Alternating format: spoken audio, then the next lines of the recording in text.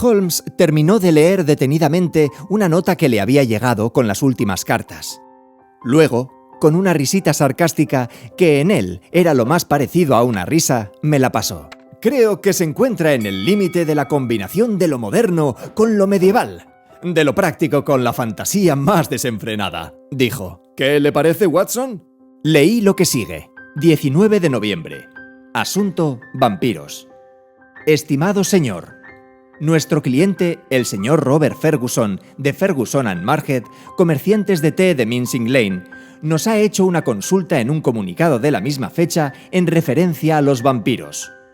Como nuestra firma está especializada en la tasación de maquinaria, difícilmente este asunto es de nuestra competencia y, por lo tanto, le hemos recomendado al señor Ferguson que se ponga en contacto con usted y le exponga su caso. No hemos olvidado su afortunada intervención en el caso de Matilda Briggs. Atentamente, Morrison & Dodd. El representante, E.J.C. Matilda Briggs no es el nombre de una joven, Watson, comentó Holmes en tono nostálgico. Era un barco relacionado con la rata gigante de Sumatra, una historia para la que la gente no está todavía preparada. Pero, ¿qué sabemos nosotros de vampiros? ¿Es de nuestra competencia? Cualquier cosa es preferible a la inactividad, pero parece que nos vemos mezclados en un cuento de los hermanos Grimm. Alargue el brazo, Watson, y veamos qué tiene la V que decir. Me eché atrás en mi asiento y bajé el enorme libro de consulta al que se refería. Holmes lo puso encima de su rodilla y sus ojos se movían despacio y con cariño por los antiguos casos recogidos en él, que se entremezclaban con la información reunida durante toda una vida. Viaje de Gloria Scott, leyó. Feo asunto. Me parece recordar que lo dejó por escrito, Watson, aunque no me siento capaz de felicitarle por el resultado. Veamos. Victor Lynch, el falsificador. No. Veneno de un lagarto, el monstruo de Gila. Un caso muy notable. Victoria, la belleza del circo. No. Vanderbilt y el ratero. Víboras, Vigor, el asombro de Hammersmith. Bueno, con mi vieja enciclopedia. Es insuperable. Escuche esto, Watson. Vampirismo en Hungría. Aquí hay otra entrada. Vampiros en Transilvania. Pasó las páginas impacientemente, pero después de una breve y detenida lectura, tiró al suelo el enorme libro con un gruñido de decepción. Pamplinas, Watson, pamplinas.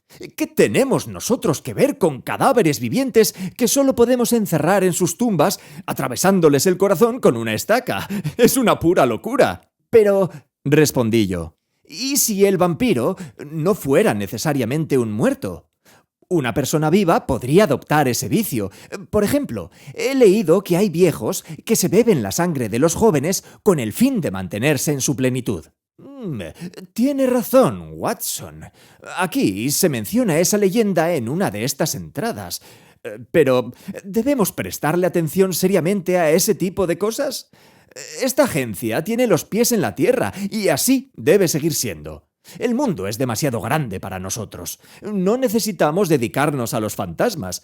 Me temo que no podemos tomarnos al señor Robert Ferguson muy en serio. Es posible que esta nota sea obra suya y puede que esclarezca en alguna medida lo que le preocupa. De encima de la mesa cogió una segunda carta que nos había pasado inadvertida mientras Holmes había estado absorto con la primera. Empezó a leerla con una sonrisa de diversión en el rostro que se fue esfumando poco a poco para dar paso a una expresión de intenso interés y concentración. Cuando hubo terminado, se quedó ensimismado durante un rato con la carta colgando entre sus dedos. Después, con un sobresalto, Dejó por fin de estar absorto. Cheesemans, Lamberley. ¿Dónde está Lamberley, Watson? Está en Sussex, al sur de Horsham. No demasiado lejos, ¿verdad? ¿Y Cheesemans? Conozco bien esa zona, Holmes. Está llena de casas de hace siglos, a las que se llama por el nombre del que las construyó. Tiene una Audleys, y una Harveys, y una Carringtons. Se ha olvidado a sus constructores, pero sus nombres perviven en sus casas. Así es, dijo Holmes con frialdad. Era una de las características de su temperamento orgulloso y hermético el que, aun cuando clasificase tranquilamente y con precisión cualquier información novedosa, raras veces se lo reconocía a quien le informaba. Me temo que sabremos mucho más de la casa Cheesemans de Lamberley antes de que termine este caso. La carta es, como me imaginaba, de Robert Ferguson. Por cierto, afirma que lo conoce. ¿A mí? Mejor léala. Me tendió la carta por encima de la mesa. Tenía la misma dirección que la primera en el encabezamiento. Decía: Estimado señor Holmes, mis abogados me han recomendado que me ponga en contacto con usted, pero en realidad el asunto es de una naturaleza tan sumamente delicada que me resulta muy difícil hablar de ello. El interesado es un amigo en nombre del cual actúo. Este caballero se casó hará 5 años con una dama peruana, hija de un comerciante del mismo país, a quien conoció en relación con la importación de los nitratos. La dama era muy hermosa, pero el que ella tuviera origen extranjero y una religión distinta siempre ocasionaba un distanciamiento en los intereses y sentimientos del marido y la mujer. De ahí que, pasado un tiempo, el amor que profesaba a su esposa quizás se enfriase y viera su matrimonio como un error. Sentía que había facetas de su carácter en las que nunca podría ahondar ni comprender. Esto le resultaba aún más doloroso, pues era una esposa tan dulce como un hombre pudiera tener. Todo indicaba que ella sentía auténtica veneración por su esposo. Ahora vayamos al punto en el que ya me extenderé más cuando nos encontremos. En realidad, le escribo para que se haga una idea general de la situación y para preguntarle si estaría interesado en el asunto. La dama empezó a manifestar algunos comportamientos muy curiosos y bastante ajenos a su ternura y talante amable de costumbre. Era el segundo matrimonio del caballero y había tenido un hijo de su primera mujer. Este chico tiene ahora 15 años. Es un joven encantador y muy cariñoso, aunque sufre una desafortunada lesión por un accidente de su infancia. 2 veces han sorprendido a la esposa agrediendo a este pobre muchacho sin provocación alguna por parte de este. Una de las veces le golpeó con un palo y le hizo un gran cardenal en el brazo. Esto tuvo poca importancia comparado con su conducta con respecto a su propio hijo, una cosita de menos de 1 año. En una ocasión, hace cerca de 1 mes, habían dejado unos minutos a este pequeño a cargo de su niñera. Un fuerte grito del bebé, como si le doliera algo, hizo que la niñera volviera a ver qué pasaba. Cuando entró corriendo en la habitación, vio a la señora inclinada sobre el bebé y mordiendo, en apariencia, su cuello. Había una herida pequeña en el cuello de la que manaba un hilo de sangre.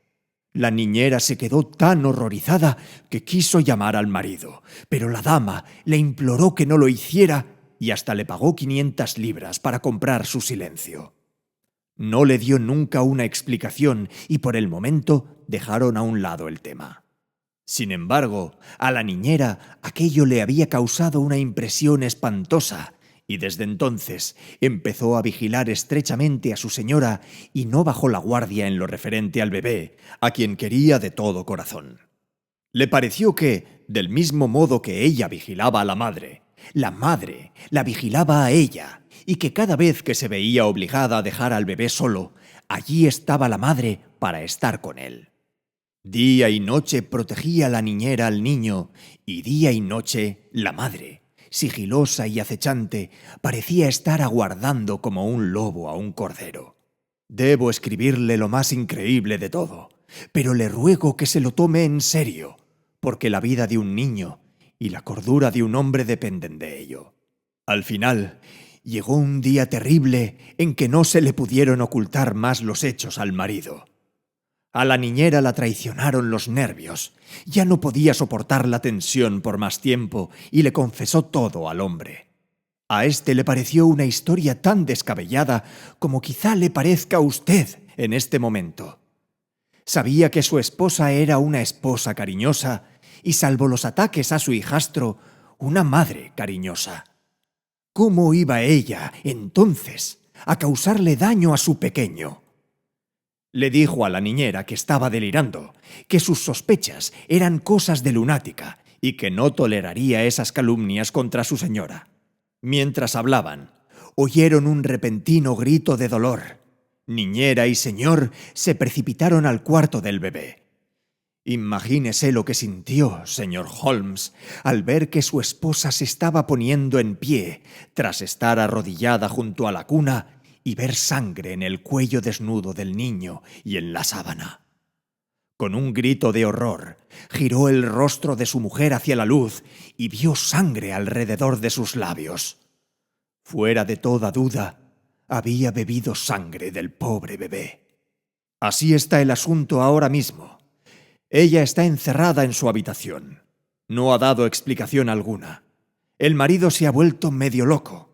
Sabe tan poco como yo del vampirismo más allá del nombre. Hasta ahora pensábamos que era un cuento disparatado de regiones extranjeras. Y sin embargo, aquí, en el mismo corazón de la muy inglesa Sussex.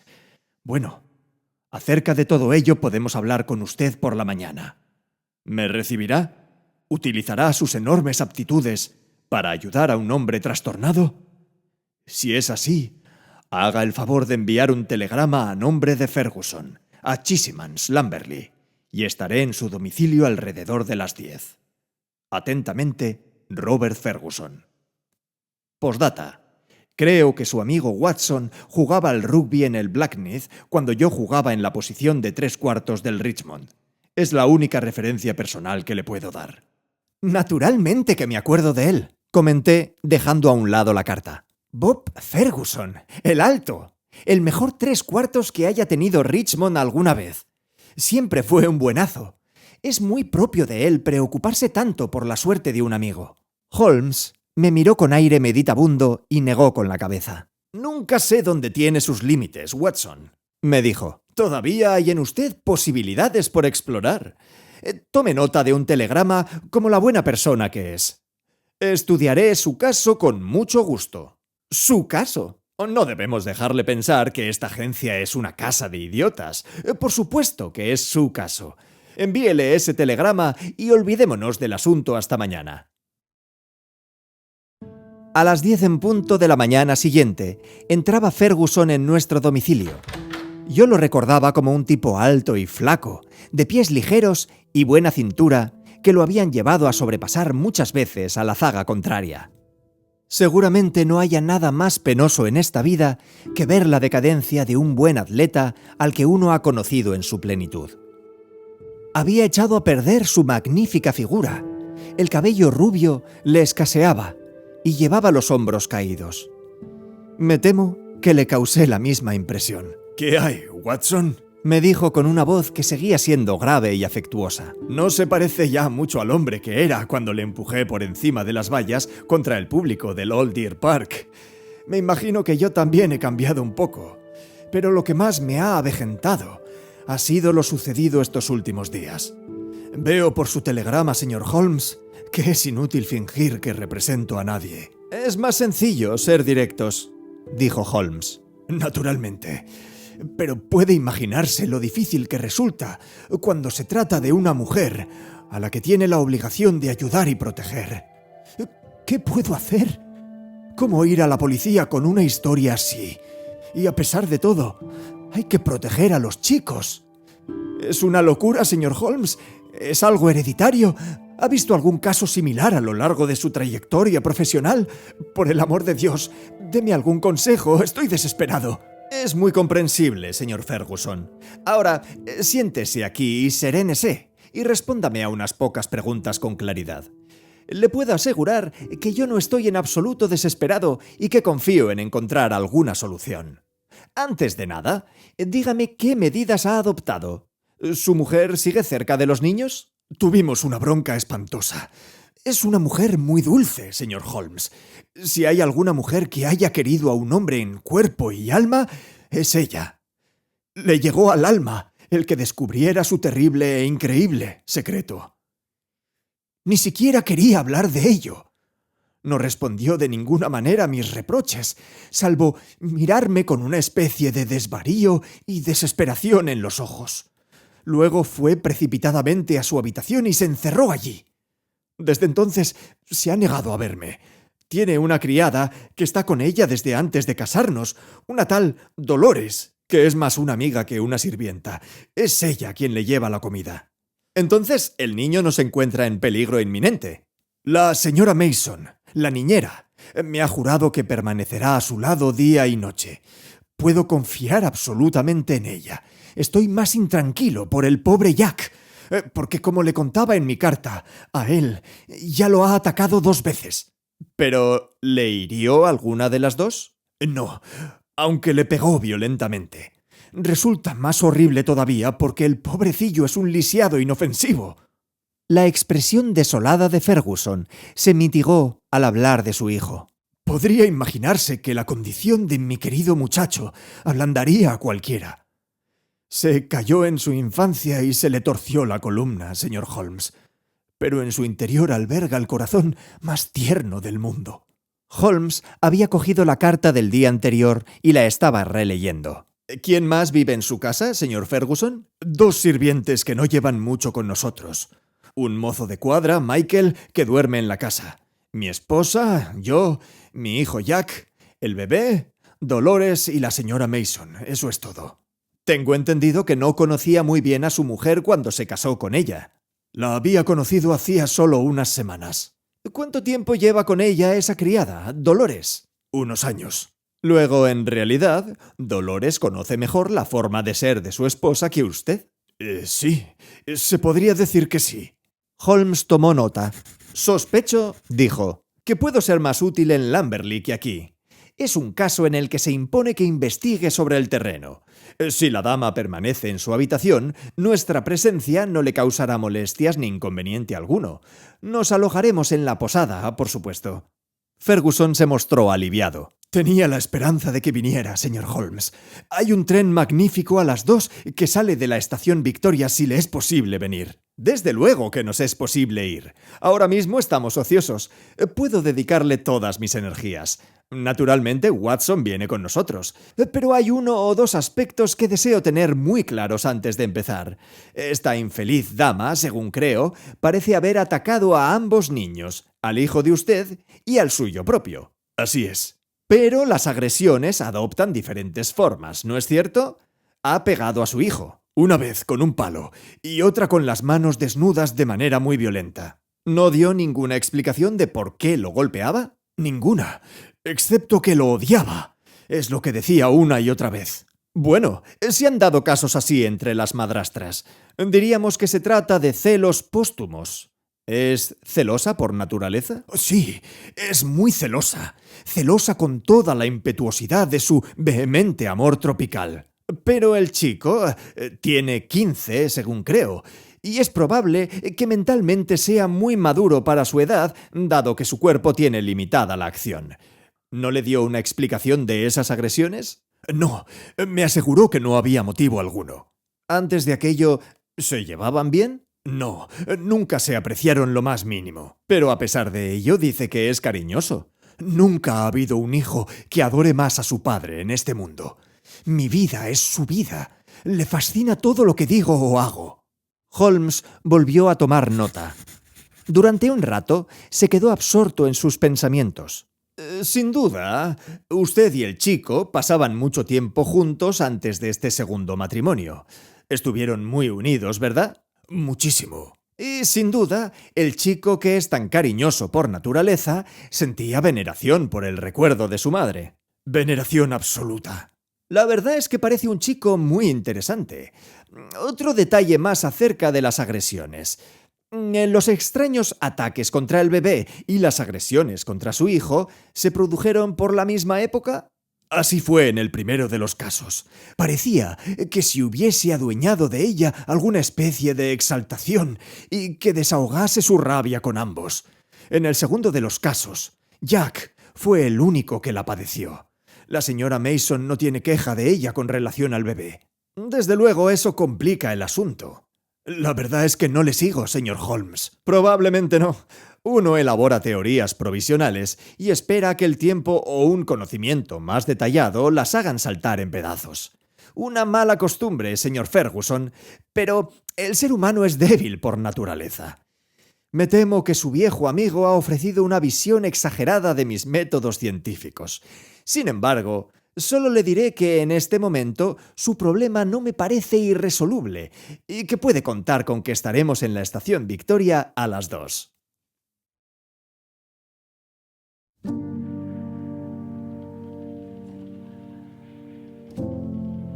Fue una tarde de un gris día neblinoso de noviembre cuando, tras haber dejado nuestras maletas en el Checkers, en Lamberley, transitamos en coche por la arcilla de un largo y serpenteante sendero de Sussex hasta llegar por fin a la casa de campo vetusta y apartada donde vivía Ferguson. Era un edificio grande y desangelado, muy viejo en la parte central y muy nuevo en las alas, que estaban rematadas con chimeneas de estilo Tudor y un tejado a dos aguas con tejas de Horsham salpicadas de liquen. Los escalones de la entrada se habían combado y en los viejos azulejos que revestían el porche había dibujados un queso y un hombre, blasón del constructor original. En el interior, los techos estaban estriados por pesadas vigas de roble y los suelos irregulares, abombados y con profundas abolladuras. En todas partes del ruinoso edificio se percibía un olor a viejo y a decadencia. Había un salón principal muy grande al que nos condujo Ferguson. Allí, en una enorme y rancia chimenea, tras una pantalla de hierro con fecha de 1670, ardía y crepitaba un magnífico fuego de leña. Cuando miré en torno a mí, vi que en la sala había una peregrina mezcla de fechas y lugares. Las paredes, revestidas de madera hasta media altura, probablemente fueran de la época del propietario original, un pequeño terrateniente del siglo XVII. Sin embargo, estaban adornadas en la parte baja por una acertada serie de acuarelas modernas, mientras que en la parte de arriba, donde la madera de roble daba paso al yeso amarillo, había colgada una cuidada selección de herramientas y armas sudamericanas que, sin duda, había traído la dama peruana que se encontraba en la planta superior. Holmes se levantó con esa viva curiosidad que emanaba de su inquieta mente y las estudió con cierta dedicación. «Pero bueno», exclamó, «pero bueno». Había un perro de aguas echado en una cesta en la esquina. Se acercó despacio hacia su amo, caminando con dificultad. Sus patas traseras se movían de forma irregular y arrastraba la cola por el suelo. Luego le lamió la mano a Ferguson. «¿Pasa algo, señor Holmes?» «El perro. ¿Qué le ocurre?» «Al veterinario también le extrañó. Una especie de parálisis. Pensaba que era meningitis, pero se está poniendo mejor. Estará bien del todo muy pronto. ¿A que sí, Carlo?» La cola gacha se estremeció asintiendo. Los ojos tristes del perro nos miraban a uno y a otro. Sabía que estábamos hablando de su caso. «¿Sucedió de repente?» «En una única noche». «¿Hace cuánto?» «Hará 4 meses». «Muy curioso. Da mucho que pensar. ¿Qué conclusión saca de ello, señor Holmes?» «Una confirmación de lo que ya había pensado». «Por amor de Dios, ¿en qué está pensando, señor Holmes? Para usted quizá sea un mero rompecabezas, pero para mí es una cuestión de vida o muerte. Mi esposa, una presunta asesina. Mi niño en constante peligro. No juegue conmigo, señor Holmes. Esto es algo mortalmente serio». El enorme 3/4 estaba temblando de los pies a la cabeza. Holmes le puso la mano suavemente en el brazo. «Me temo que sea cual sea la solución, le va a resultar dolorosa, señor Ferguson», dijo. «Me gustaría ahorrarle todo el sufrimiento que me sea posible. No puedo decirle más por el momento, pero antes de marcharnos de esta casa, espero poder tener algo definitivo. Ojalá sea así. Si me perdonan, caballeros, voy a subir a la habitación de mi mujer para ver si ha habido algún cambio. Se fue unos minutos, durante los cuales Holmes retomó su examen de las curiosidades de la pared. Cuando nuestro anfitrión volvió, estaba claro por la pesadumbre de su rostro que no había mejorado en absoluto. Venía con él una chica alta, delgada y de tez morena. «El té está listo, Dolores», le dijo Ferguson. «Vaya a ver si la señora tiene todo lo que desea». «Está muy malita», exclamó la chica, que miraba indignada a su señor. «No quiere comer. Muy malita. Necesita un médico. Me da miedo estar sola con ella sin un médico». Ferguson se me quedó mirando interrogante. Me alegraría mucho ser de alguna ayuda. ¿Vería la señora al doctor Watson? Que venga. No le pediré permiso. Necesita un médico. Entonces iré con usted sin más preámbulos. Seguí a la chica, que estaba temblando presa de una fuerte agitación, escalera arriba y por un viejo pasillo. Al final de este había una sólida puerta con remaches de hierro. Al verla, se me pasó por la cabeza que, si Ferguson trataba de abrirse paso por la fuerza hasta su esposa, descubriría que no era cosa fácil. La chica sacó una llave de su bolsillo y los pesados tablones de roble rechinaron sobre sus viejos goznes. Pasé adentro y ella me siguió rápidamente, cerrando la puerta al entrar. En la cama había tumbada una mujer que tenía evidentemente mucha fiebre. No estaba consciente del todo, pero cuando entré, se incorporó con ojos aterrados y, no obstante, muy bonitos, y me miró con desasosiego. Al ver a un extraño, pareció tranquilizarse y se volvió a hundir con un suspiro en la almohada. Me acerqué a su lado con unas pocas palabras para que se calmara, y ella continuó tendida mientras le tomaba el pulso y la temperatura. Ambos eran altos, pero a pesar de ello, me dio la impresión de que ese estado lo causaba más una alteración mental y nerviosa que una verdadera indisposición. «Está así un día y otro día. Me da miedo que se me muera», dijo la chica. La mujer volvió su atractivo y encendido rostro hacia mí. «¿Dónde está mi marido?» «Está abajo y desearía verla». «No voy a verlo. No voy a verlo». Parecía perderse otra vez en sus delirios. «Es un desalmado. Un desalmado.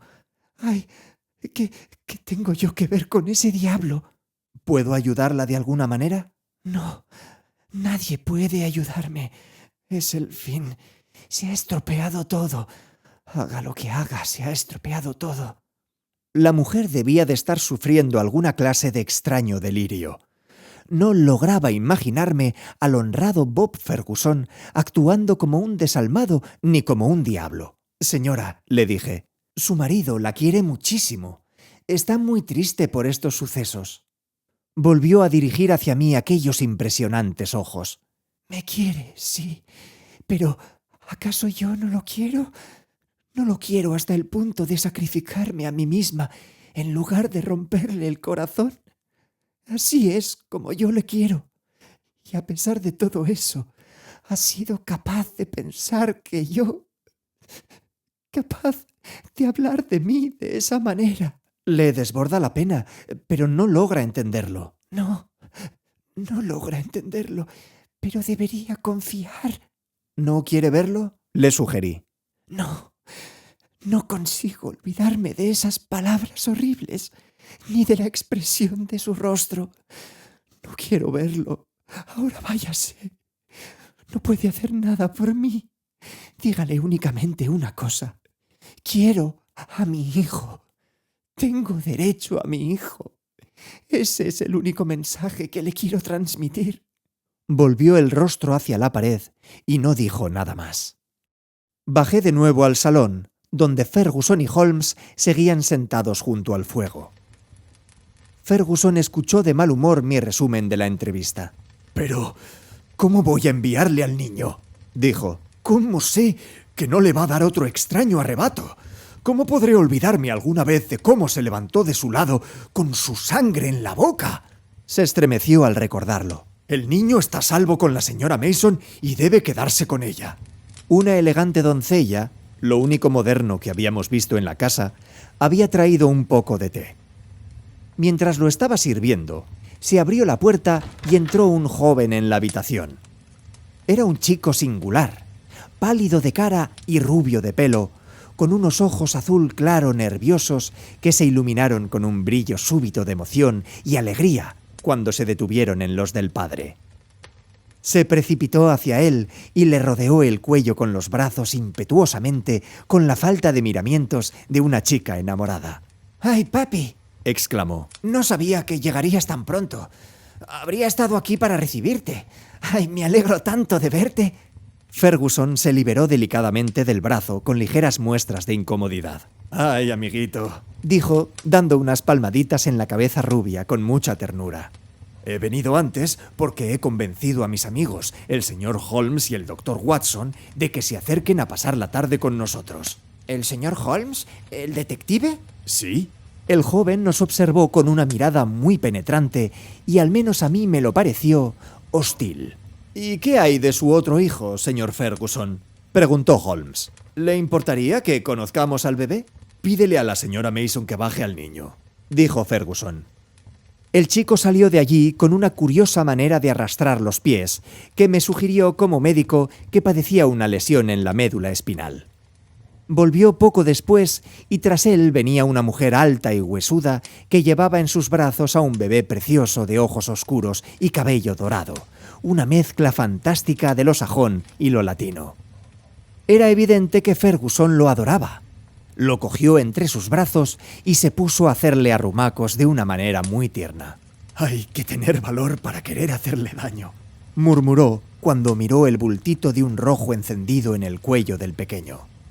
En ese momento dio la casualidad de que miré a Holmes y vi en su expresión que observaba todo con una atención muy particular. Su rostro estaba petrificado, como si lo hubiesen tallado en marfil, y sus ojos, que se habían detenido un momento en el padre y en el hijo, estaban ahora clavados con impaciente curiosidad en algo al otro extremo de la habitación. Al seguir su mirada, no fui capaz de suponer sino que estaba mirando el jardín húmedo y melancólico del otro lado de la ventana. Bien, es verdad que había una contraventana medio cerrada y estorbaba la vista, pero a pesar de ello, era indudable que Holmes le dedicaba toda su concentración a la ventana. Entonces sonrió y sus ojos se dirigieron de nuevo hacia el bebé. En su cuello rojizo se veía esa pequeña marca abultada. Sin decir palabra, Holmes la examinó con cuidado. Por último, cogió uno de los puños llenos de hoyuelos que se agitaban delante de él. «Adiós, hombrecito. Has comenzado tu vida de manera extraña. Quisiera tener unas palabras con usted en privado, señora». Se la llevó a un lado y habló con ella con gran seriedad durante unos breves minutos. Solo oí las últimas palabras que fueron: «Espero que su inquietud llegue pronto a su fin». La mujer, que parecía una persona hosca y callada, se retiró con el niño. «¿Cómo es la señora Mason?», preguntó Holmes. «No muy agradable en apariencia, como puede ver, pero tiene un corazón de oro y se desvive por el pequeño». «¿A ti te cae bien, Jack?», dijo Holmes, volviéndose de repente hacia el chico. Su expresivo rostro se ensombreció y negó con la cabeza. «Jackie es muy extremo en sus simpatías y antipatías», dijo Ferguson, que rodeó al chico con el brazo. «Por suerte estoy entre las primeras». El chico suspiró y arrimó la cabeza al pecho de su padre.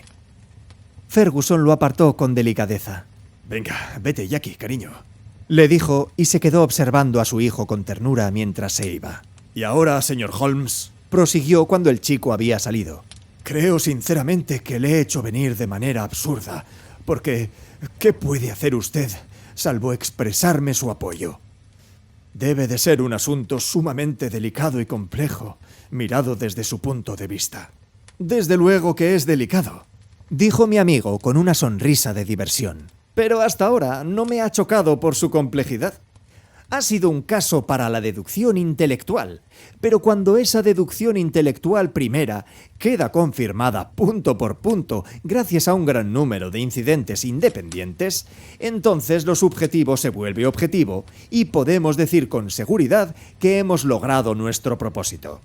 De hecho, ya lo había deducido antes de marcharnos de Baker Street y el resto ha consistido meramente en observar y confirmar. Ferguson se llevó su enorme mano a la frente fruncida. Por amor de Dios, Holmes, dijo con irritación. Si ha sido capaz de penetrar en la verdad de este asunto, no me siga teniendo en vilo. ¿Cómo están las cosas? ¿Qué debo hacer? No me importa cómo ha dado con los hechos, con tal de que realmente sean ciertos. Le debo una explicación, por supuesto, y la tendrá. Pero, ¿tiene inconveniente en que maneje el asunto a mi manera? ¿La dama puede recibirnos, Watson? Está enferma, pero se puede razonar con ella. Muy bien. Solo podemos aclarar el asunto en su presencia. Subamos a verla.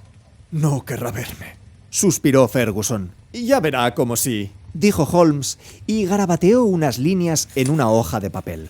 Usted por lo menos va a poder entrar, Watson. ¿Tendría la amabilidad de entregarle esta nota a la dama? Volví a subir y le di esa nota a Dolores, quien abrió cautelosamente la puerta.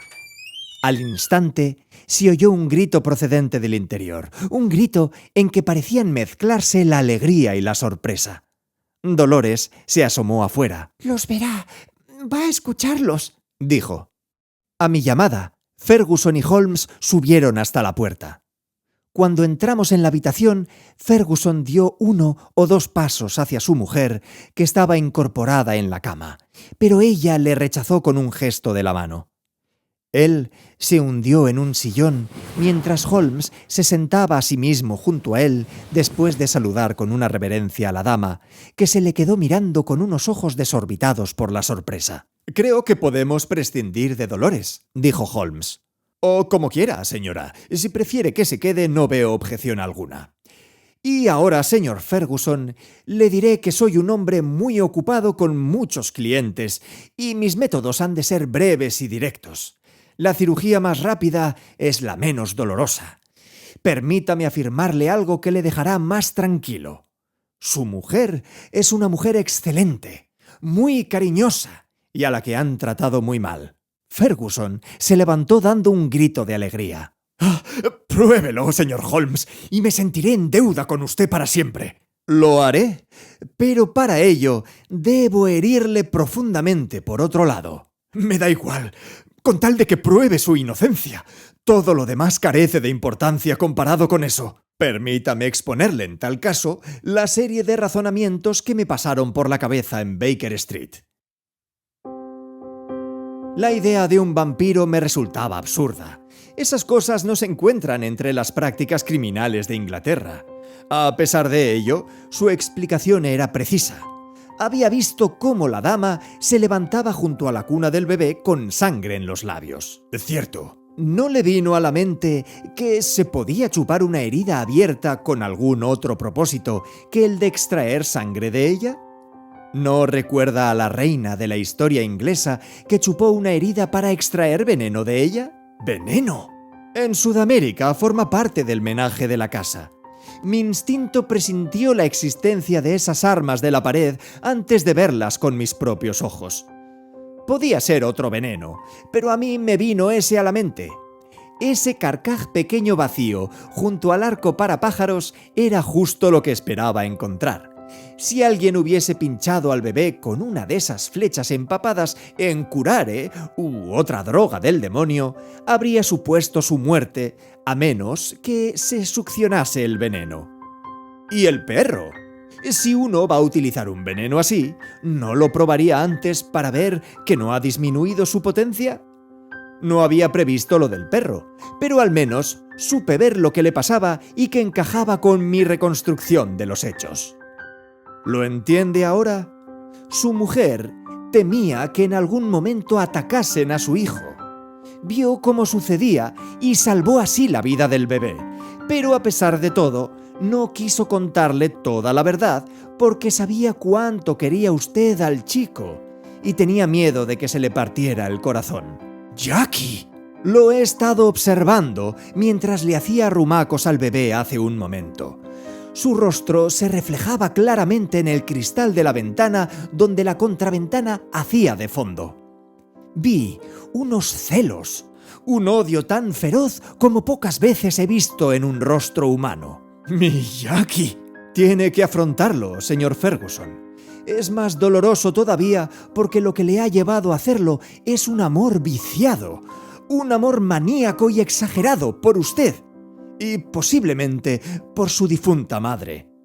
Su alma se consume de odio por este hermoso bebé, cuya salud y belleza contrastan con su propia debilidad. ¡Dios mío!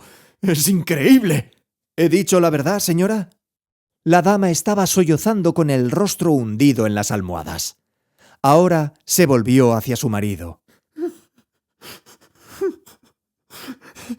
¿Cómo iba a contártelo, Bob? Me imaginé el desengaño que supondría para ti. Era mejor que esperara y que lo oyeras de otros labios que no fueran los míos. Cuando este caballero, que parece tener poderes mágicos, escribió que lo sabía todo, me alegré.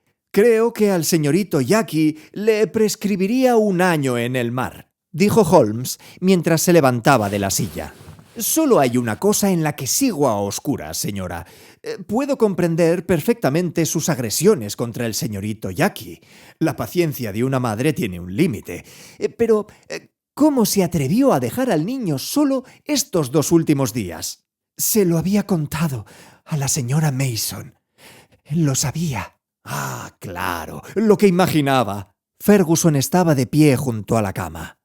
Le faltaba la respiración y le tendía las manos temblorosas. Supongo, Watson, que ha llegado el momento de que nos vayamos, dijo Holmes en un susurro. Si usted agarra el codo a la excesivamente leal Dolores, yo la agarro del otro. Vamos, vamos, añadió mientras cerraba la puerta al salir. Creo que podemos dejarles que resuelvan lo demás entre ellos.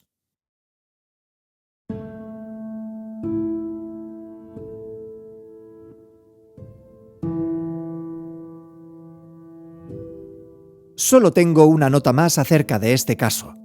Es la carta que Holmes escribió como respuesta final a la que da inicio a este relato. Decía así: Baker Street, 21 de noviembre. Asunto: vampiros. Estimado señor, con relación a su carta del 19 de noviembre, tengo el placer de informarle que he investigado el asunto de su cliente, el señor Robert Ferguson de Ferguson y Muirhead, comerciantes de té de Mincing Lane, y que el caso ha concluido de manera satisfactoria. Le agradezco su recomendación.